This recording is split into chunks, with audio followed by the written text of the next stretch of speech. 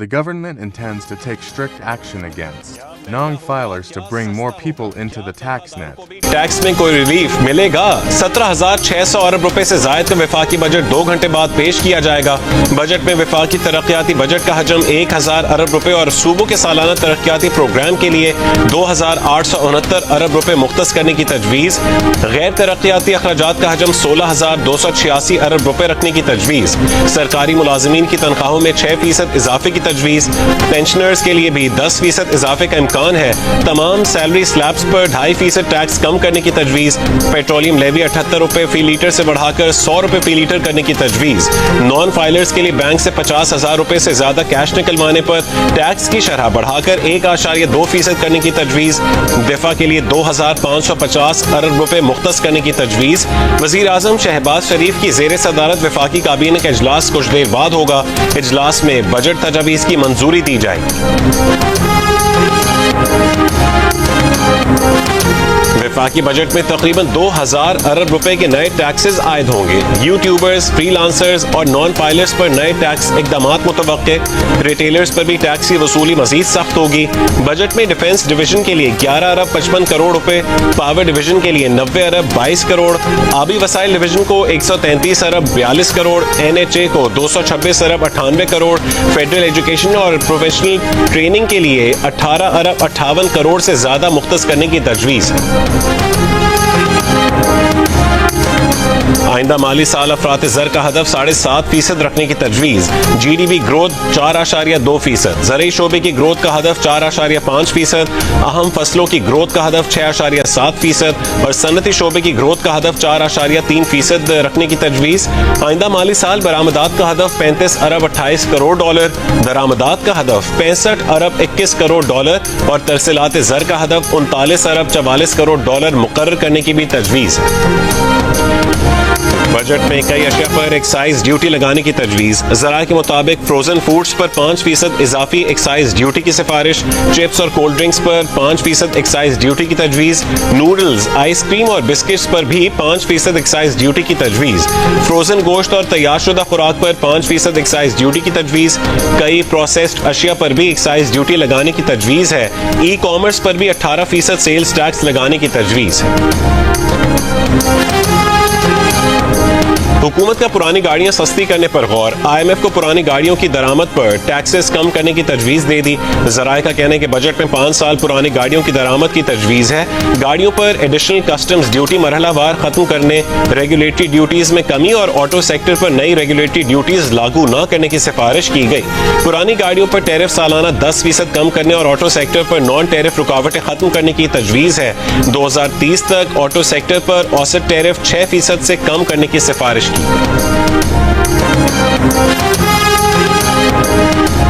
Budget पर जियो news के खुसूसी transmission. साबिक वज़ीर ख़ज़ाना मिफ्ता इस्माइल ने कहा है कि मईशत में इतना इस्तेहकाम तो आ गया है कि डिफ़ॉल्ट का फौरी खतरा नहीं है, लेकिन गुर्बत और बेरोजगारी में बड़ा इजाफा हुआ है।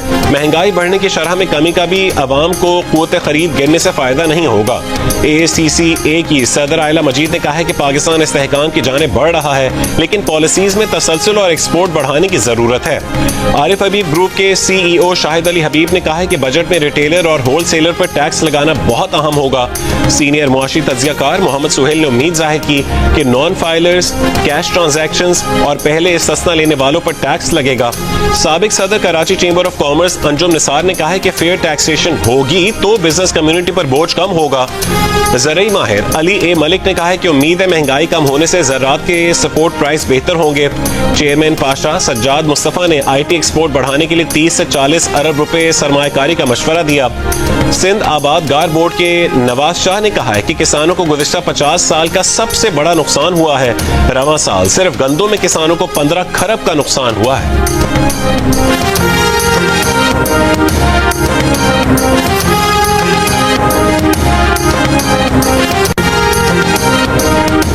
पाकिस्तान स्टॉक एक्सचेंज में बजट तजवीज़ पर तेजी का रुझान। कारोबार के दौरान 100 इंडेक्स में 900 से ज्यादा पॉइंट्स के इजाफे के बाद 1,22,545 की सतह पर पहुंच गया। अब से कुछ देर पहले तक 100 इंडेक्स 700 से ज्यादा पॉइंट्स के इजाफे के बाद 1,22,410 पॉइंट्स की सतह पर देखा गया।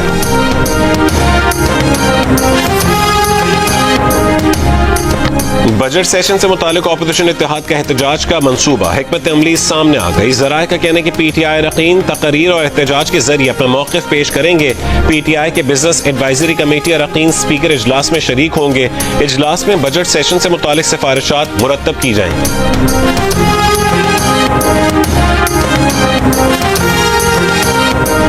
सेनेट में अपोजिशन लीडर शबली फराज ने वफाकी बजट के लिए सेनेटर एजाज चौधरी के प्रोडक्शन ऑर्डर्स जारी करने की दरखास्त कर दी। चेयरमैन सेनेट को जमा करवा दी। शबली फराज का कहना है कि माजी में भी एजाज चौधरी के प्रोडक्शन ऑर्डर्स पर अमल दरामद नहीं हुआ। उनके प्रोडक्शन ऑर्डर्स का मामला इस्तेहकाक कमेटी में ज़ेर इल्तवा है।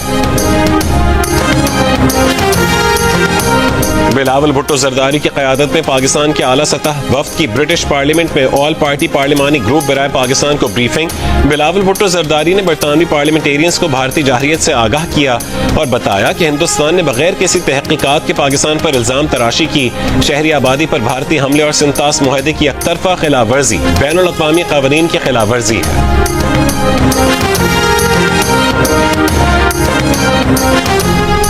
बानी PTI ने एक बार फिर झूठ पकड़ने के लिए होने वाला पॉलीग्राफ टेस्ट करवाने से इनकार कर दिया। तफ्तीशी अफसर ने ATC लाहौर को बताया कि बानी PTI ताउन नहीं कर रहे। ना पॉलीग्राफ और ना फोटोग्रामेट्रिक टेस्ट हो सका। दोनों टेस्ट जरूरी हैं, मजीद मोहलत दी जाए। बानी PTI के वकील ने कहा है कि पुलिस टेस्ट नहीं कर सकती, मजीद मोहलत ना दी जाए।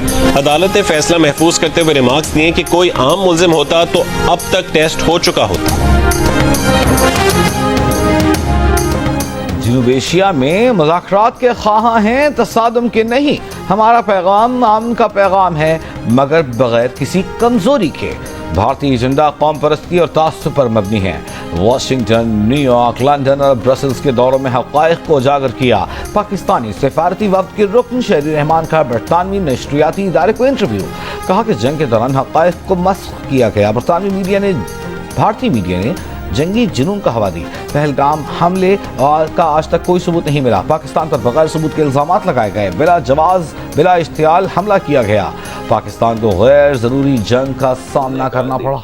दहशतगर्दी का शिकार तो हम हैं। हम चाहते हैं इलाके में दहशतगर्दी रुके। हमारे वजीर आजम ने कहा ये डायलॉग कीजिए। उन्होंने कहा नहीं जंग करेंगे। ठीक है। हमने कहा अच्छा चलिए बायलैटरली आप गुफ्तगू नहीं फरमाना चाहते तो आप ऐसा करें कि जो बैनुल अक़वामी अदारे हैं जैसे यूनाइटेड नेशंस हैं उनसे बात कर लें। उन्होंने कहा नहीं जंग करेंगे। हमने कहा अच्छा यार जंग करके देख लो। आ गई जंग का नतीजा सामने। तो अब फाइनली वहीं पे पहुंचे इतना नुकसान करके। वज़ीर आज़म ने भारत को कहा आए बात करें। भारतीय वज़ीर आज़म ने कहा नहीं जंग करनी है। चले जंग हो गई, फिर इतने नुकसान के बाद फिर वही बातचीत पर आ गए। हम तो पहले से कह चुके हैं कि बातचीत होनी चाहिए। हम खिते में वो आज भी जंग चाहते हैं। पाकिस्तानी सिफारती वफ़द के रुकन मुसद्दक मलिक की प्रोग्राम जियो पाकिस्तान में गुफ्तगू कहा कि भारत की गुंडागर्दी की वजह से हमारा मुकदमा आसान हुआ। पहली बार आपने देखा कि पूरी दुनिया हमारे साथ खड़ी थी।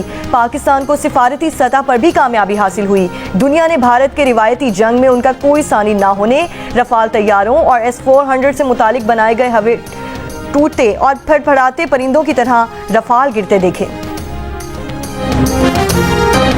इसराइल ने ग्रेटा थनबर्ग समेत दीगर 12 अफराद को डिपोर्ट कर दिया। इमदादी सामान गजा लाने वाले जहाज मैडलीन से अगवा 12 इमदादी कारकुनों को इसराइली एयरपोर्ट के हिरासती मरकज मुंतकिल किया गया था।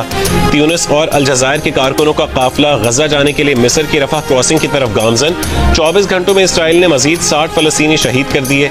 फलस्तीनी सदर महमूद अब्बास का हमास से हथियार डालने का मुतालबा। फ्रांसीसी सदर मैक्रोन और सऊदी वली अहद मोहम्मद बिन सलमान के नाम खत में फलस्तीनी अवाम की हिफाजत के लिए अरब और बैनुल अक़वामी अफवाज की तैनाती का मुतालबा।